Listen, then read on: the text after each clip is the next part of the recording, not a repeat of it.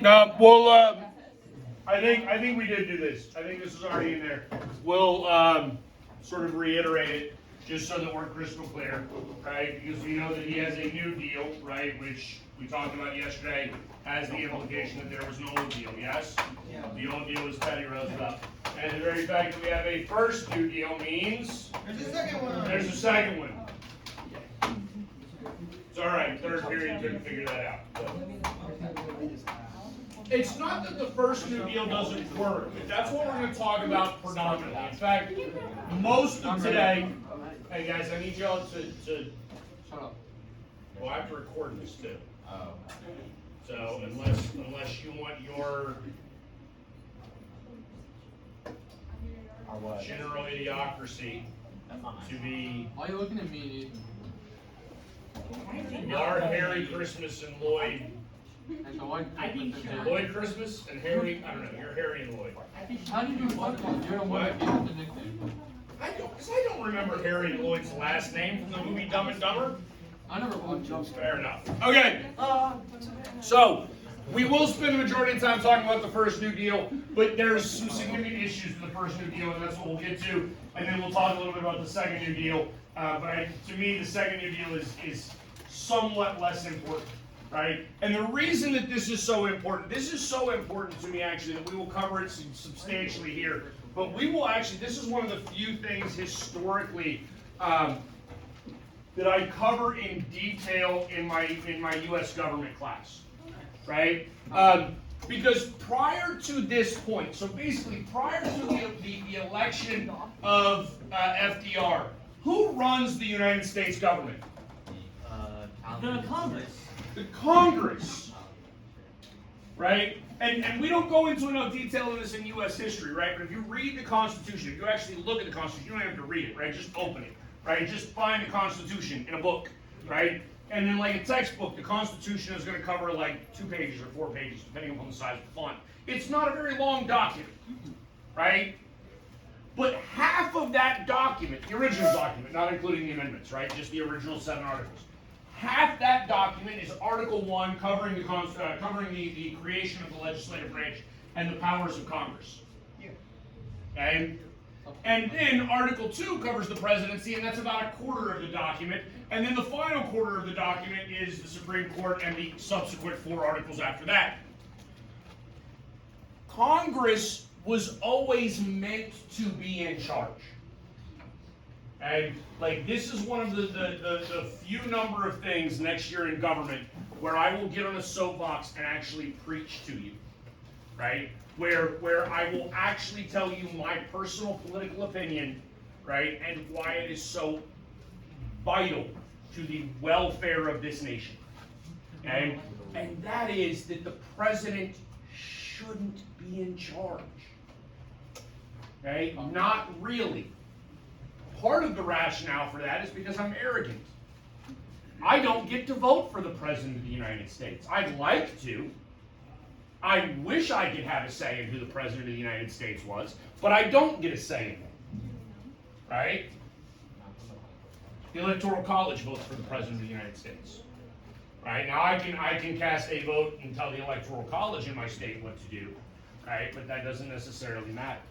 And the people that I get to vote directly for, and honestly the person that would have the most impact on my individual life at a federal level would be my representative, right? That is the person sitting in Congress. For y'all, that is Troy Nels, right? For me,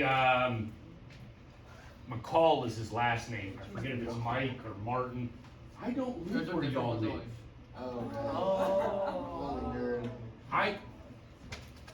I can't afford to live in Fulshire. I'm a teacher. Purple. Okay? My teacher was in the Well, I mean, look, I can afford to live in Fulshire if I lived a certain way. I don't want. Where do you live? I live on an acre out in Seattle. Like, I want land. I want space. Yes, no, I know. Your neighborhood has land, but I don't have your kind of money. No, I'm not saying that.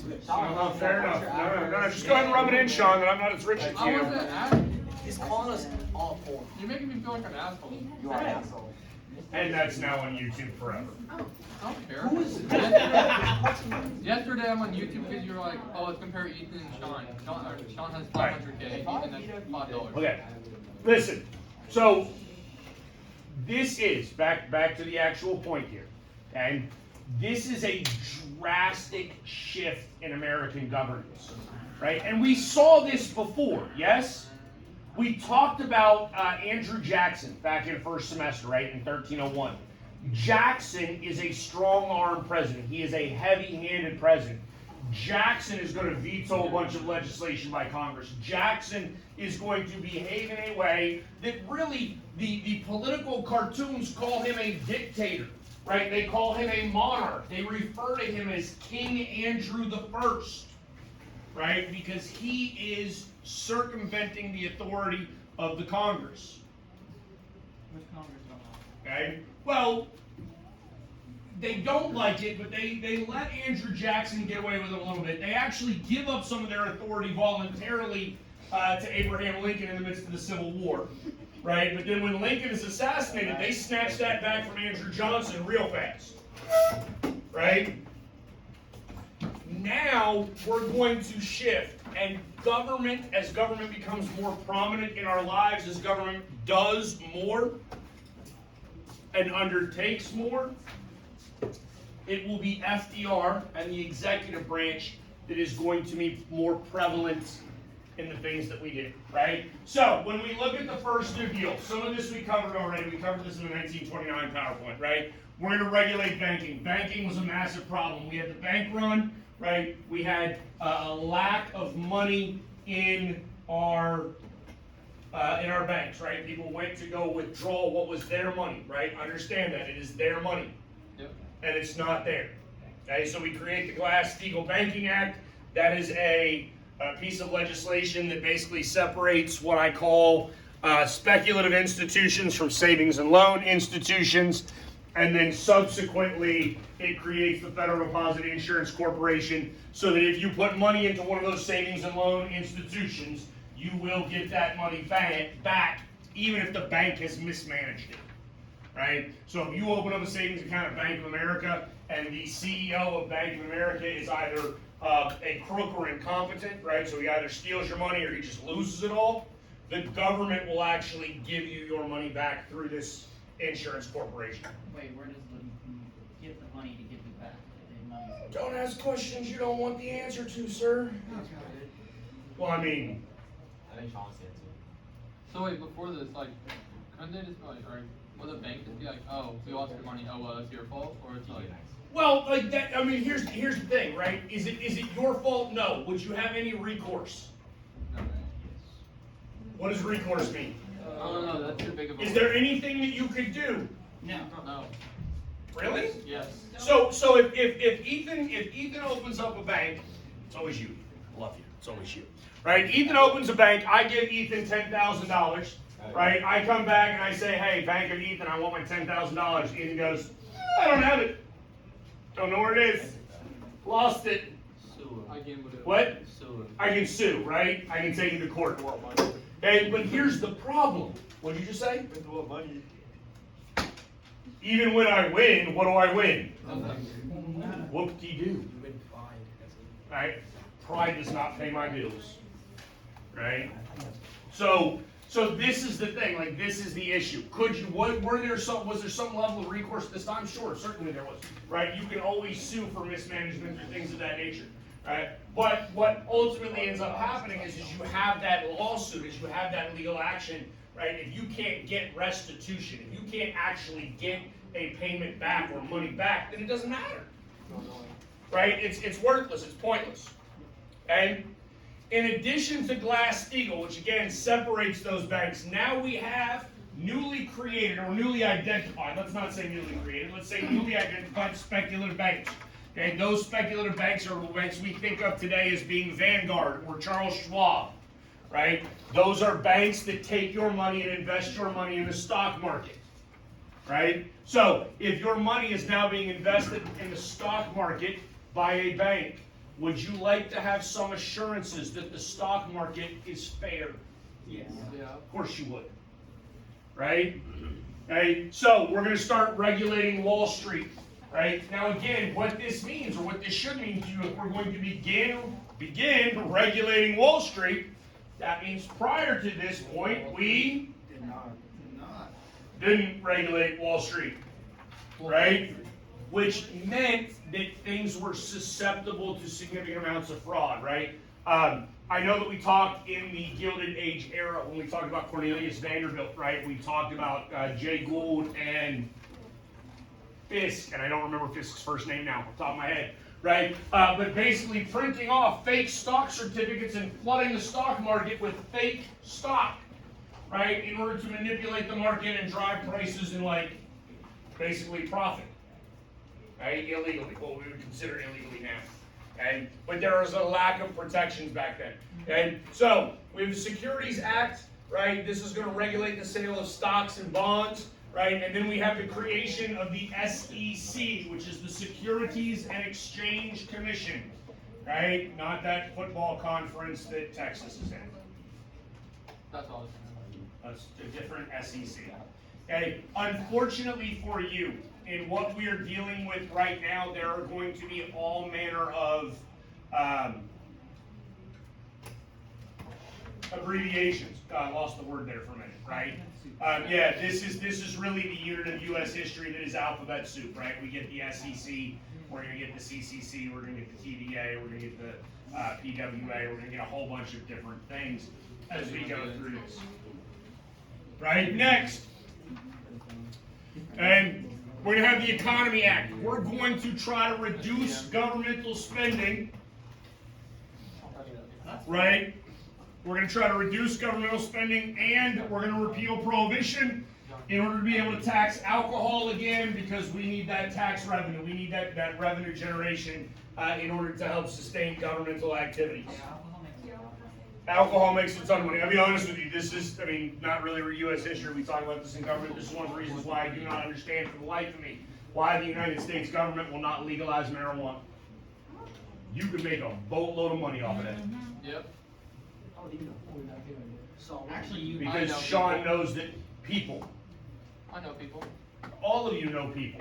Oh yeah, for sure. You all have that one unsavory friend. It's called the school basketball. Well, Unsavory's a crazy thing. yeah, actually, you walk into the wrong restroom here, you're gonna fail a drug test, right? Yeah. All right. So now, if the government is going to begin to take a more active role in the day-to-day lives of people, and specifically in economic activity, right? What can the government actually do economically? Okay, and so this gets into a significant economics conversation, right? Like economics course that you ought to understand. And so I won't put Laura on the spot because I don't think she learned anything in economics last semester, Why are right? you dissing economics? Because you will hate economics next year. You'll hate economics. No class that you've taken in high school has prepared you for it, unfortunately. Like difficulty or is it poor? Both. Yes. Will not take memory. What? That wasn't an answer. You asked me if it was option A or option B, and I chose C, all of the above.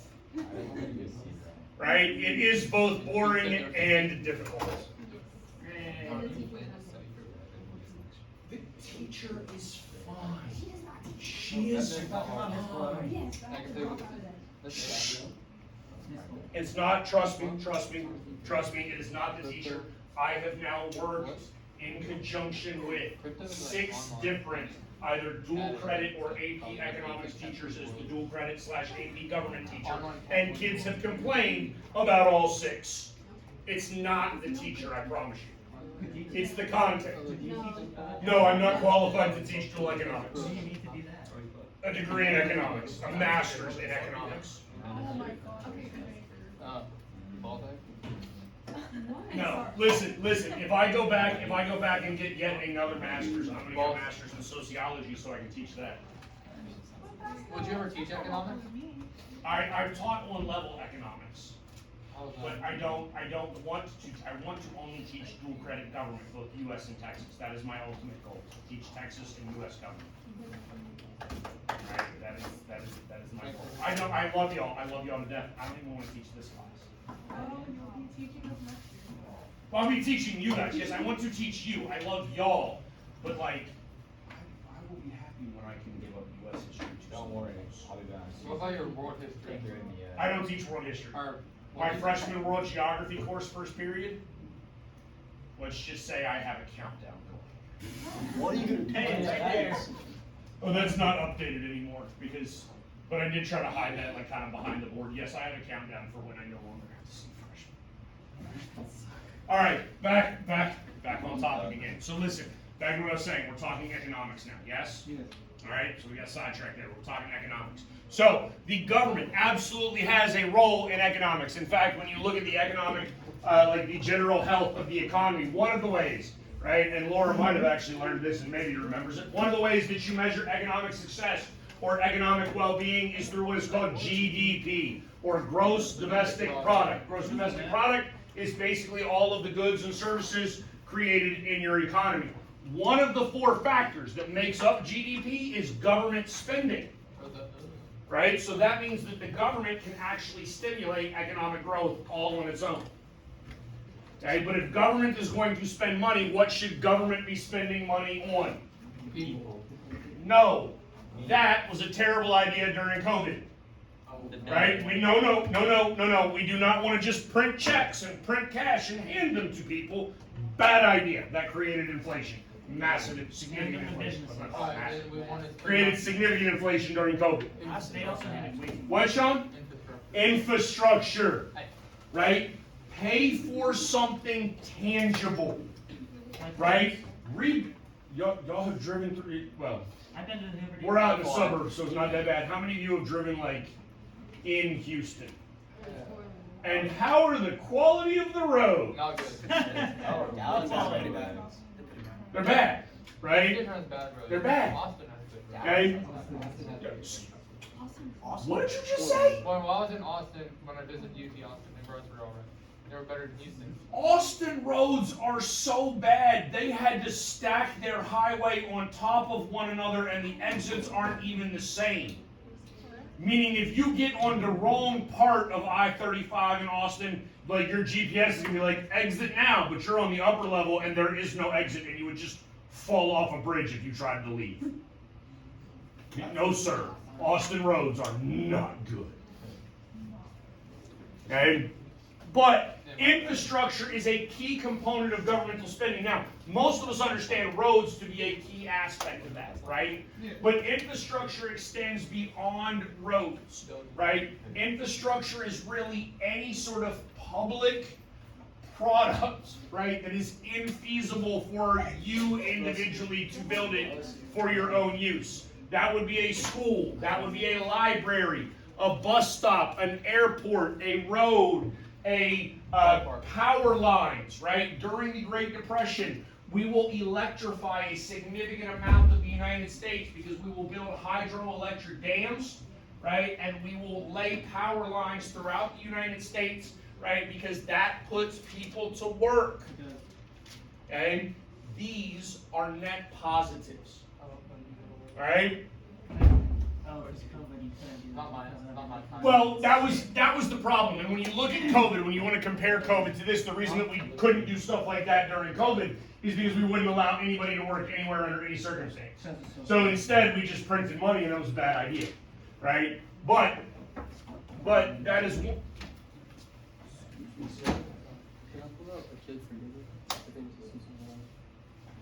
I guess. Oh my God, hey, dude. All right. So next, the Civilian Conservation Corps, CCC. We're going to put people together basically on environmental conservation projects, right? Which is really like ahead of its time, just so you understand, right? The environment is not bad yet. So is that like all the national parks? It's talking about like national park cleanup, national park creation, right? Building infrastructure within national parks, and anything that is conservation in nature, right? Cleaning up public rivers, lakes, things of that nature, right? Next, FDR is going to create programs in order to try to increase home ownership, right? Because just so we understand, when an economy crashes in a nation that it did, right? We saw yesterday, we talked about massive homelessness, yes? Yeah. Right? When you have high homelessness in the United States, what happened to the actual houses? Oh, they're just there. They just keep falling and ruin. They're there. right? I have seen, and I don't know if this is true because I've never really looked it up. I've never really done the research to figure out if this is true or not. But I have seen people say that there are enough vacant homes in the United States today that you could actually end homelessness right now. If you just gave everybody a vacant home. Right, now I don't know if they mean vacant home as in like a home that has fallen into ill repair and nobody lives there, or if they mean like forcing Bernie Sanders to give up his second and third and fourth homes that he owns. Right? I don't know which one we're talking about there when we say vacant homes. Probably both. It might be both. I don't know. Right? But what you should understand is the house already exists, right? Just because the economy is tanked and people can no longer afford a mortgage does not mean that the house disappeared. Right? So now, since the house is already there, the structure already exists, how do we get people back into it? Right? And one of the ways is trying to create governmental loan programs that will drastically decrease the interest rate on your home. The lower an interest rate you have, the more likely you are to take out money or to borrow money. So that actually happened pre-COVID. Right? In fact, that's really a different conversation. The United States government had, for an extended period of time, artificially lowered interest rates to the point that it was actually detrimental to our economy. That's why we had the housing crisis in 2008, because we were providing loans to people that they could never pay back in the first place, and interest rates were too low, so people were willing to take out loans that they probably shouldn't have taken out. Right? So what I mean by this, right, is if your interest rate is very low, you are likely or more likely to go into debt. Right? Now we still have things like this that exist today, right, for various subsets of the population, right? There are a lot of states that have programs for first-time home buyers that can drastically decrease interest rates, because first-time home buyers are some of the people that have the hardest time purchasing a house. Where would you put FDR in like a grade? I think FDR is actually one of the more overrated presidents. Right? Here's the thing. The example that I used, third period was this, right? Anybody seen the movie 127 Hours? What? It's the guy who got stuck in like a canyon while he was like climbing, and then he had to cut his own arm off to escape. I heard about that. And it won like a whole bunch of awards a few years ago with James Franco. Right? So here's the thing: if you're that dude and you're stuck, literally stuck, you're stuck for 127 hours, right? Which is like 5 days, Yeah. roughly. 5-ish days. I mean, like, imagine being stuck somewhere for 5 days with no water and no food. But anyways, if you were stuck there and somebody came along and they grabbed your free arm, right, and they started yanking you out of there, would you be happy? Of course you would, right? But you're stuck pretty good, and so then they just ripped your arm off. But you were happy. You were happy that they were pulling on it. So that's basically what FDR is. Here's the thing, FDR, I will give FDR credit for trying to do something when something was needed to be done, right? But ultimately, I think FDR ought to actually be remembered negatively, because he is going to drastically shift the scope of governance in the United States, right? We talked about a long time ago, we talked about a concept called precedent, right?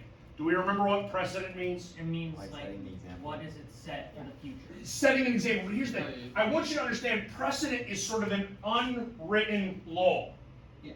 Right? Unwritten law. That means it's a law. You all follow it, but nobody said you have to. Right? So what happens? Eventually somebody comes along and goes, I don't want to do that. Right? And so eventually somebody will come along and they'll be elected president of the United States in 1932. Right? And then they'll run again in 36. And then they'll run again in 40. And then they'll run again in 44. You can't do that. Not anymore. We had to actually write the rule down, because this donkey didn't care. Oh wait, so he served more than he's supposed to? Or He was elected president of the United States 4 times. Okay? What? No, 32, 36, 40, and 44. He dies in 1945 in office. Okay? Right? And then we actually amend the Constitution in like the 1950s. Like it took 10 years. Like 10 years later, we amended the Constitution and we're like, nope, we're not doing that again. Okay? The reality is he does something when something needed to be done. Right? And I will tell you this, I give him credit for that, because a lot of people get paralyzed by fear and they sit there and go, I don't know what to do, and they don't do anything. Okay? He tries to do a whole lot, and I will say a lot of what he tries to do, he does have the, like, I mean, maybe not him, right? Maybe not him. Congress has the authority to do it, right? Can Congress spend money?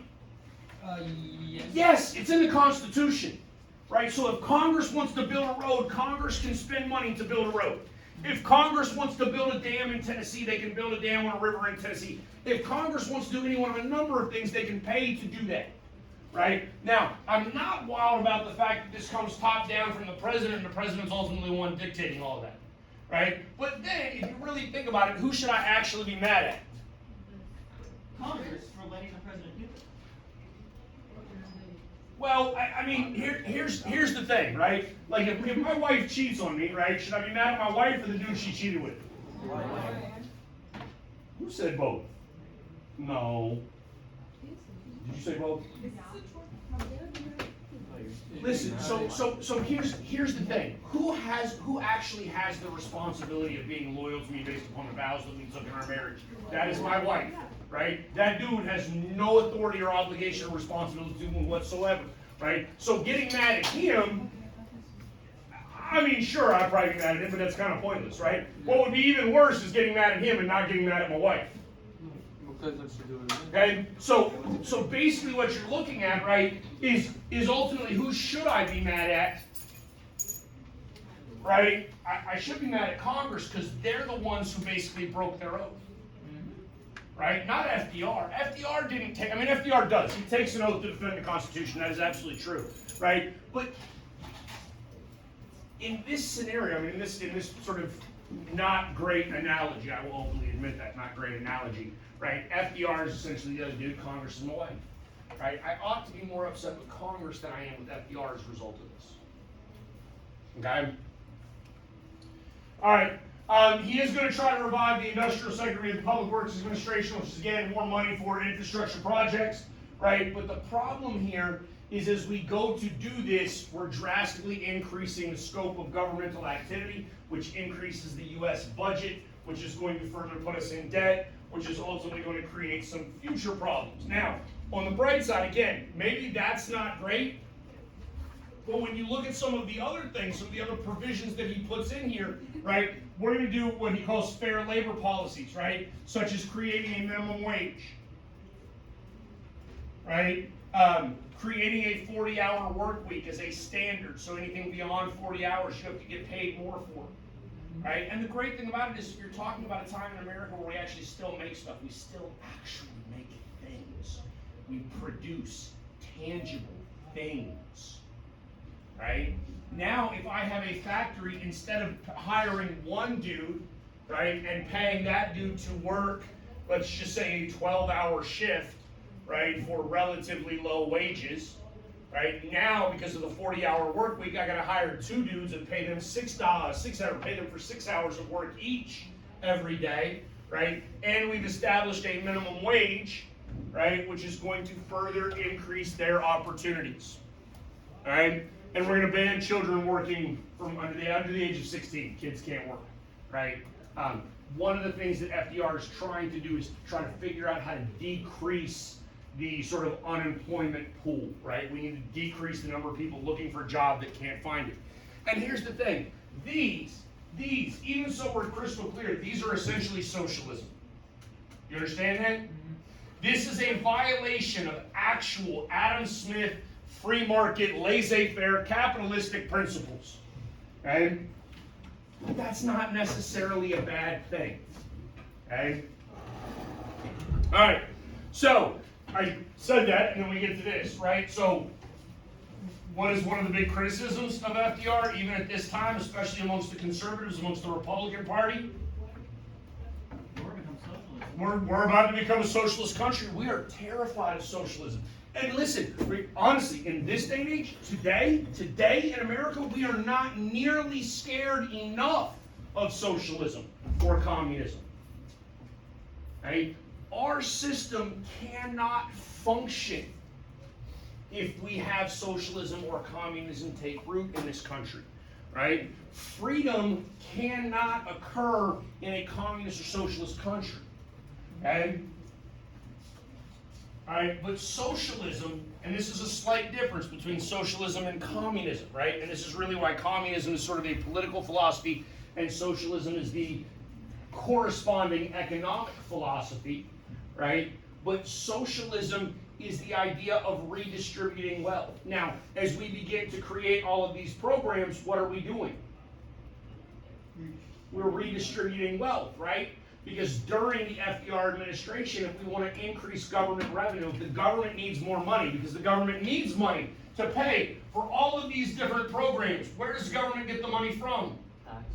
Taxes. That's the only way government can ever make money. Government cannot make money, right? It cannot generate wealth. The government can only do two things. It can either take wealth from its citizens, right? Or it can print currency and devalue the wealth of its citizens. That's it. Okay, so that means wealthy people are now going to pay a higher tax rate. They're going to bear more of the tax burden. And the other big issue under FDR, right? Because we've now gone back and forth and back and forth and back and forth on this, yes? Right? We had Woodrow Wilson, and Woodrow Wilson was what type of person? No, how would you describe him politically? Okay, so listen, he is a conservative progressive. No, I need you to understand this. Progressive is basically the term that coincides in this day and age with liberal. That means he is a conservative liberal. Whereas Coolidge was a liberal conservative. What? Here's what I want you to understand, all right? And this is one of the things that you'll really grasp next year in government in more detail. A linear political spectrum is, okay, it doesn't make sense, right? The reality is a quadrant system is significantly better, right? Like an XY sort of quadrant. But one of the ways that you actually ought to break down political spectrums is how do you feel economically versus how do you feel socially, right? So when we looked at Woodrow Wilson was what economically? Well, yes, he was bad, but that's also called liberal.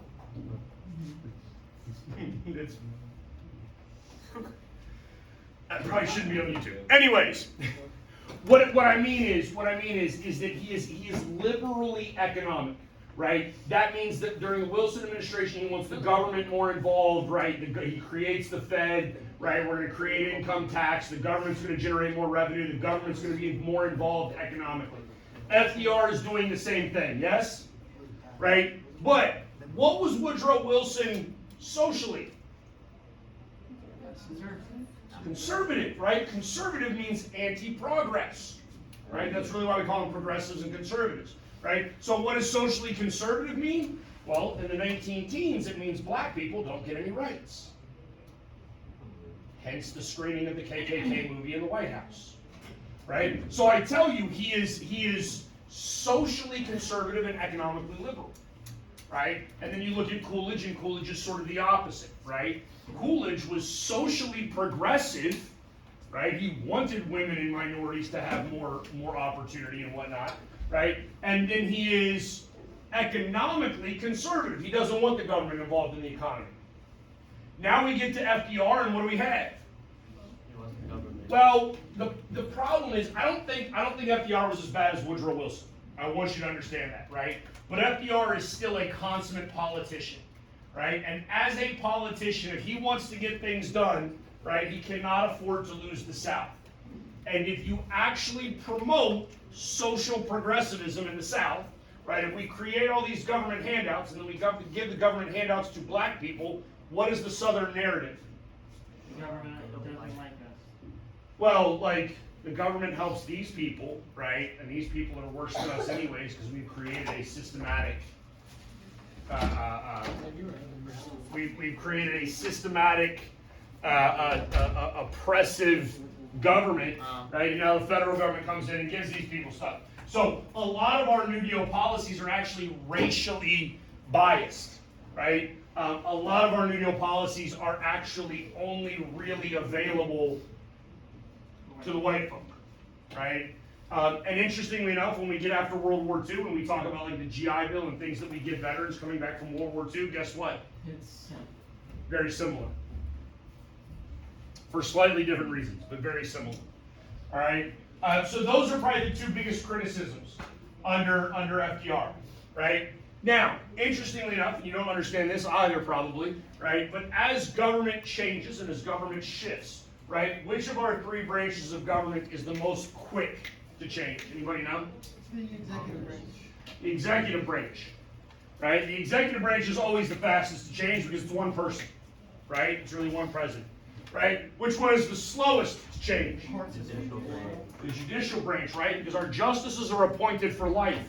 So now FDR has taken over in 1932, right? We already have a Democratic Congress by like 34, Democratic Congress across the board, right? House and Senate.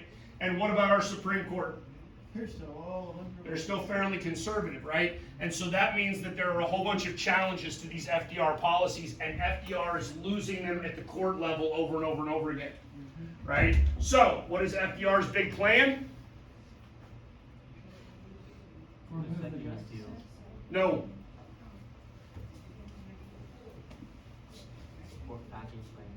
This is his real plan, right?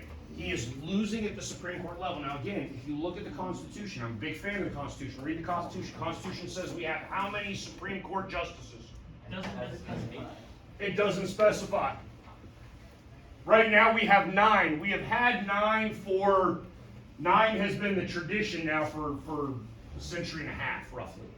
Right? I forget exactly when we got to 9. We got to 9 relatively early.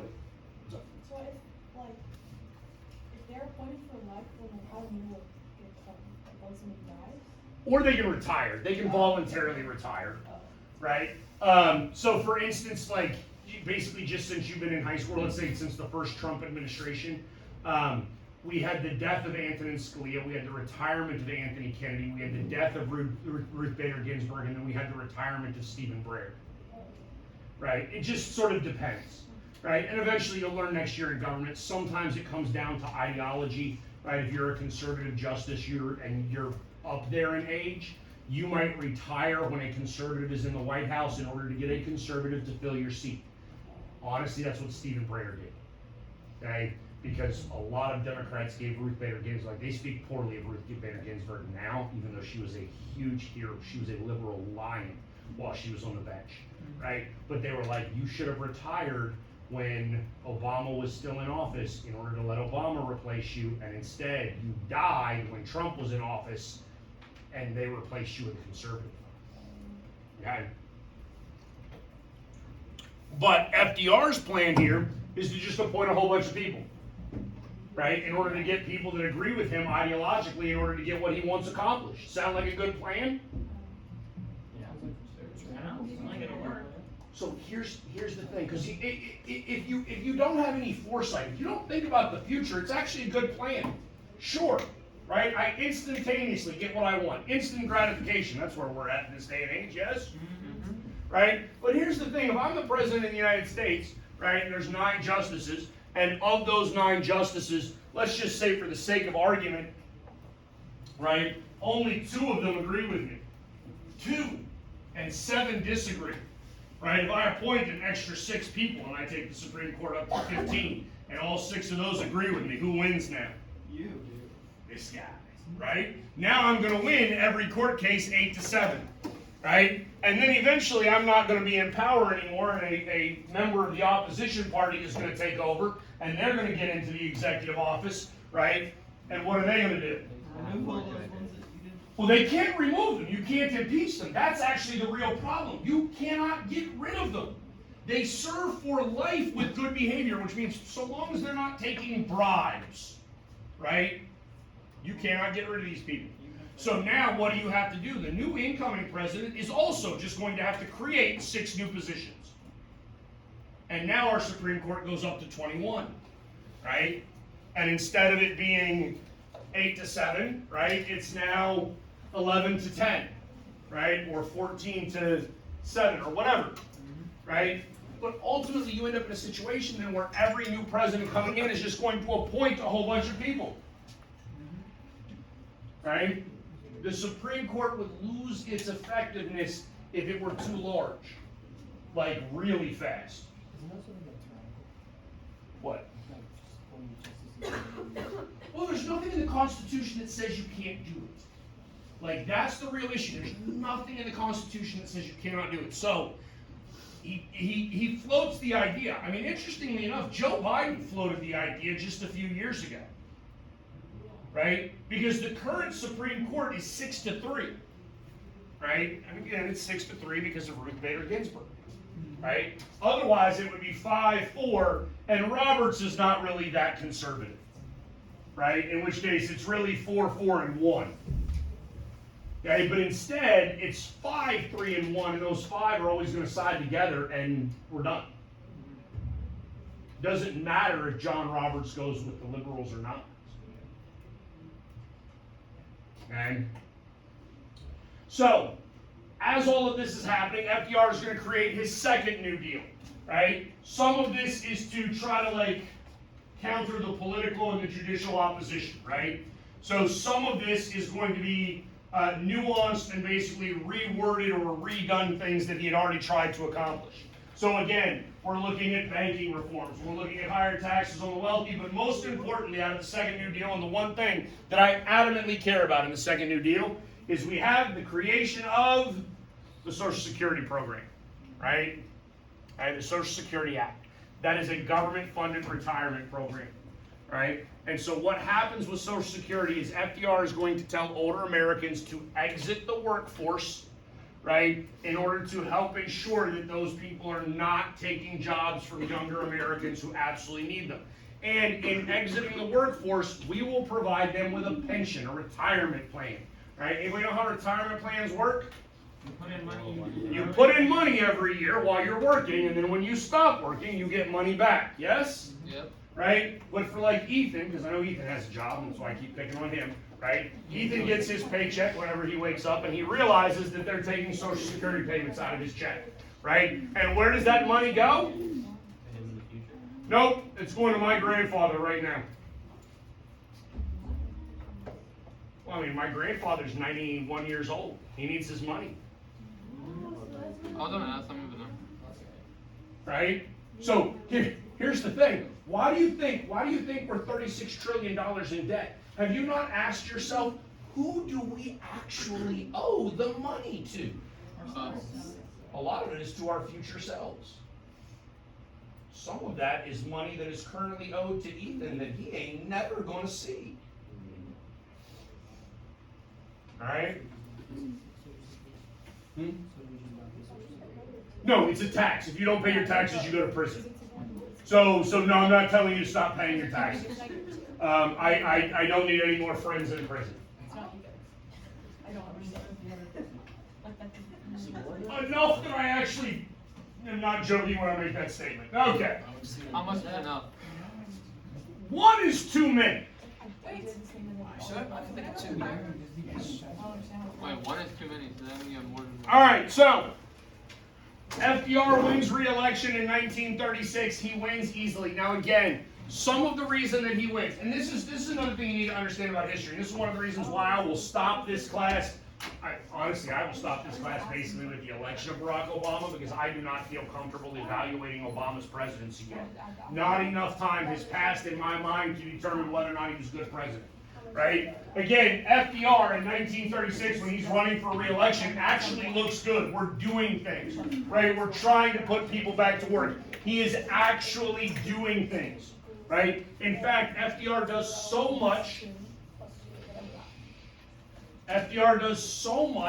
right, that we actually create a new sort of concept with him, right? And it's called the first 100 days. When a president first takes office, if they want to get anything accomplished, they got 100 days to do it, right? You are more successful in your as a president of the United States in your first 100 days than you are every subsequent day after that combined, right? So basically that's 265 plus 3 years, yes, right? So essentially the first quarter of a year that you were in as far as you were president of the United States, you will accomplish more than the next 3.75 years. Okay? And that's because of what FDR is doing. So FDR is going to win re-election in 36 very, very, very easily. Wait, does the first 100 days count even if you like get a second term? You get your 100 days again. Because you get your electoral victory bump, right? Like you come back and be like, I've been doing such a great job, the people want me here, here's everything we're doing this time, right? So you get that first 100 days every single time down the road, okay? Ultimately what will happen is FDR is actually going to be so sort of polarizing even in this day and age, that there's going to be some divide even amongst the Democrats. Now the Democrats in reality will begin to take a stranglehold upon government at this point, right? FDR in 1930 really ushers in a 50-year period of American history of Democratic dominance, right? But there are even Democrats that think that he is too liberal and that government is now too big, and they're not okay with government being the solution to everything, right? And then we call this sort of a halfway revolution because the reality is a whole bunch of his programs ultimately fail, right? But there are a number that do last, that have lasted to this day and age, and laid the groundwork for other things, right? When we think about Social Security in the United States, what is the other thing that immediately comes to mind? Apparently nothing. Apparently nothing else comes to mind. Old people get Social Security and Pension? Medicare, Oh, yeah, right? Did FDR create Medicare? no. No.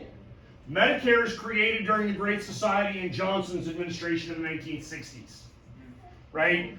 But this is something that lays the foundation of more socialist aspects to our government, right? More socialist aspects to our economy in which the government is going to minimize capitalism and create some general social safety net programs that offset drastic or significant costs. Got it?